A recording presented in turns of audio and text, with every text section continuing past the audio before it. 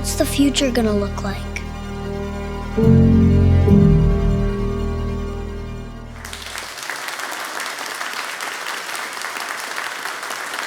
Hey everyone, I'm Billy Thalheimer from Regent.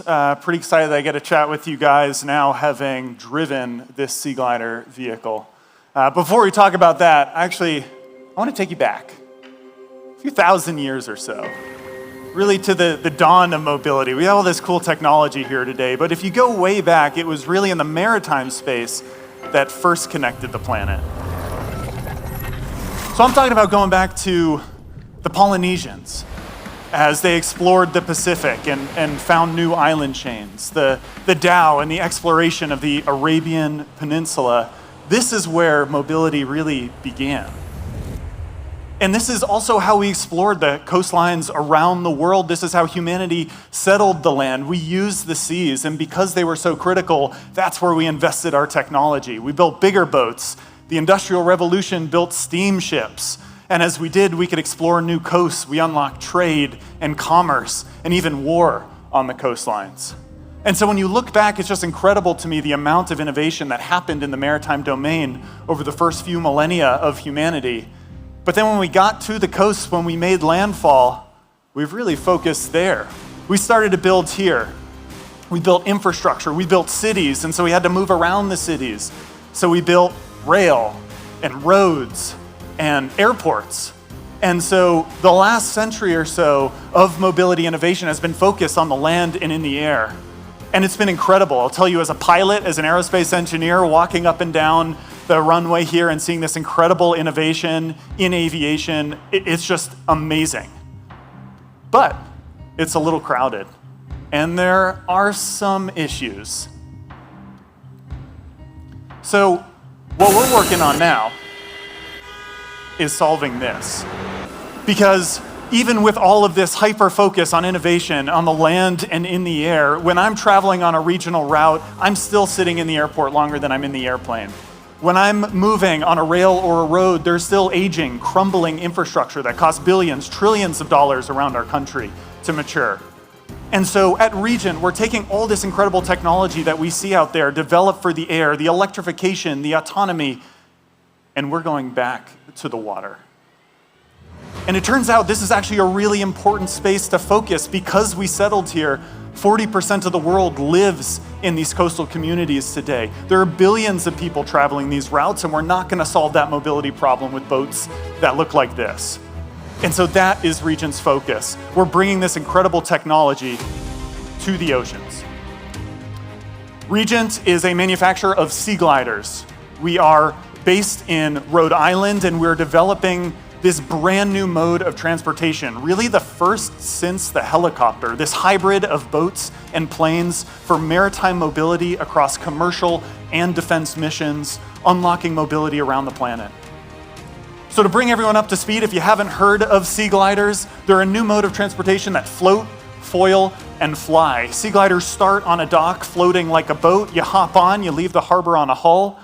And then the key thing in the differentiation of a sea glider versus seaplanes or flying boats in the past is our hydrofoiling mode. We rise up on these hydrofoils. They give us wave tolerance of 5 feet, and anything higher is pretty much a hurricane as the sea glider traverses through the harbor.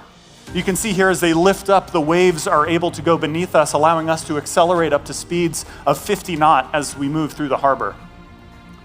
Then we float, foil, ultimately fly. We take off from those hydrofoils, fly on a cushion of air in the ground effect within a wingspan of the surface.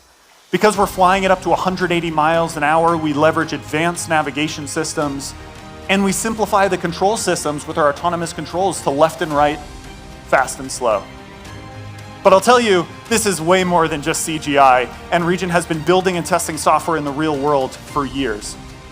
It started with our quarter-scale prototype, 400 pounds uncrewed vehicle we call Squire. This proved in the real world we can float, foil, and fly. We can maneuver through those transitions for the first time ever. It showed that our sort of ragtag team of some of the best aerospace engineers on the planet, combined with the best in the racing world of the maritime industry, can resolve their differences and work together. And it proved that our software engineers could develop an autonomous flight control system to hold this vehicle at high speeds and low altitudes safely and in all conditions. And so now we're building even bigger. At 15,000 pounds, 65-foot wingspan, our Viceroy Sea Glider will be the largest electric vehicle ever to fly. Our prototype that we call Paladin is in the water right now at full scale, already with human crew.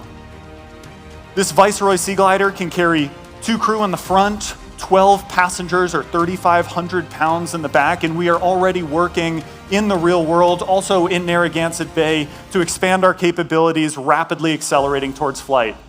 And just as we proved on our small-scale version that we can have that weather robustness, that wave tolerance that really makes a sea glider what it is, we are very quickly expanding our capacity, expanding that envelope, moving up through our sea trials on the hydrofoils, flying within the next couple months, and soon doing the seas. Now, critically important, a sea glider is certificated as a maritime vessel under Coast Guard jurisdiction, not by the FAA, as Cyrus said. And so we're working with the Coast Guard on our certification pathway. We submitted our design basis agreement. That's sort of like the G1 for you aviation people out there. And we're also working on the international side with the classification societies, with the International Maritime Organization for this incredible global order book. 10 billion in our commercial backlog. We have customers in the US, both coasts of the US and Hawaii, through England, through the Mediterranean Sea, through the Middle East, on the Gulf and the Red Sea, and into Asia Pacific, from Japan through Indonesia down to New Zealand. In all, we have customers across 6 continents in the world, but I actually want to make this a little more clear. So I'll take you to New York, where if you want to go from Manhattan to the Hamptons, you could take a bus for 3+ hours, you could charter a helicopter for $1,000, or you could do a sea glider for the best of both worlds. I'll take you to Miami, where if you want to go from Miami to the Bahamas, you can get on a boat for 3 or 4 hours. You can get on an airplane and pay a few $100s, or you could do a sea glider, again, for the best of both worlds. I want to take you to Abu Dhabi, and we have our incredible investors, SDF, in town as well. I've done this route a lot. Instead of 2 hours sitting in the car, we can get back and forth reliably, traffic-free, for 30 minutes on a sea glider. And so, while this company was sort of commercially focused in the get-go, very quickly we realized that the high speed, ease of operations, weather tolerance of the Sea Glider platform was also incredibly relevant in defense spaces. And so we have been on contract working with the Marine Corps for years now, developing this technology. In addition to the commercial benefits, they're also very excited about this low signature option because we fly so low, we can fly above sonar, but below radar. In addition, that baseline commercial vehicle, 180 miles of range with our battery electric version, could actually handle a lot of the contested logistics networks that face our Marines today. And so we began working and partnering and working up to the highest levels of defense and naval and Marine Corps leadership to say, what's next and what does the warfighter need in these contested Indo-Pacific battles that are facing us for the next decades? And they said, we need more.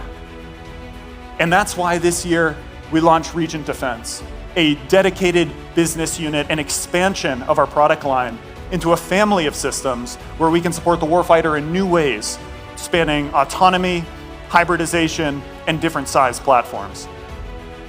Now, we start in Regent Defense with actually a defense derivative of our existing commercial all-electric vehicle. This is incredibly easy to operate and maintain. It's quiet, it has no thermal signature, it's a perfect logistics mission vehicle, and it's also easy for us to start and build right away.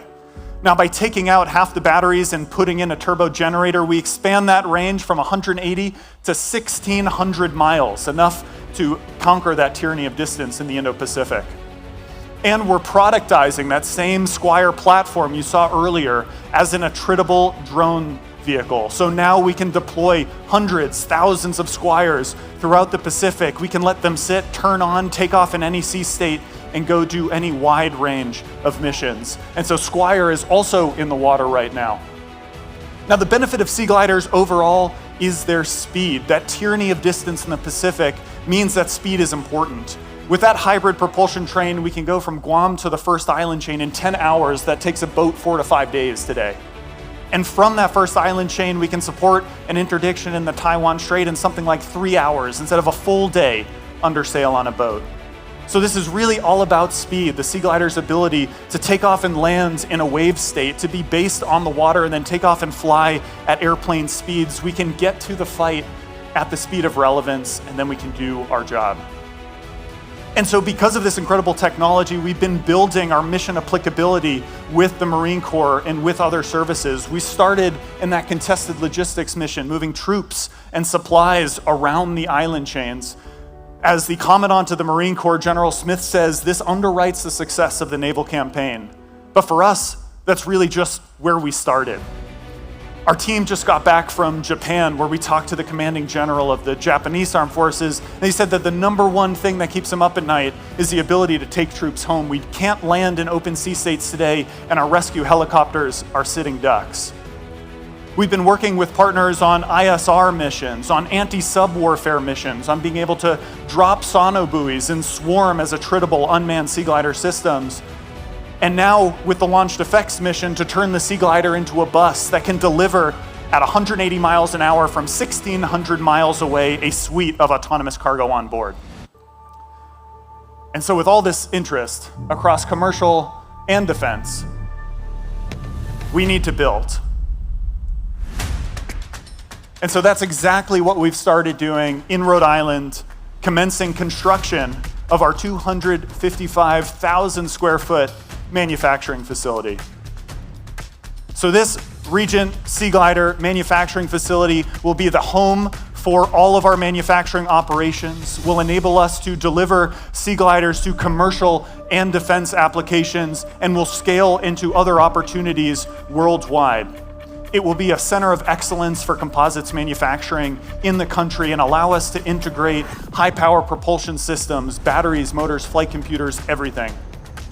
But with so much interest, particularly in defense, we've already started the need to expand from there. So we recently announced our partnership with Fairlead, one of the largest shipbuilders and ship maintainers in the US, on how to co-locate, further expand US manufacturing capacity, and partner with them on hardening assets. And so with so much news, you can imagine we're getting some serious federal notice. Regent is, through their operations, building new facilities, hiring labor. They're a catalyst, really, for additional industrial and economic development here in the state. So that's what Regent is up to right now. We're working hard, we're moving fast. We're testing our full-scale Viceroy Sea Glider, what will be the largest electric vehicle ever to fly when we take flight in a couple months. We're expanding our commercial and our defense backlogs, our $10 billion in commercial backlogs, and growing through the branches, and we're setting up shop on this manufacturing facility. It is an incredibly exciting time to be building Sea Gliders. So once again, I'm Billy Thalheimer with Regent. Thank you so much for having me, and encourage all of you to come by our simulator outside the Truesdale tent, and as you're eating in the dining hall, that's our full-scale Sea Glider in the back. So come on in, take a seat, maybe have your meal on a tray table and see how spacious it is. Thanks again, everyone. Really appreciate it. The future is gonna be awesome.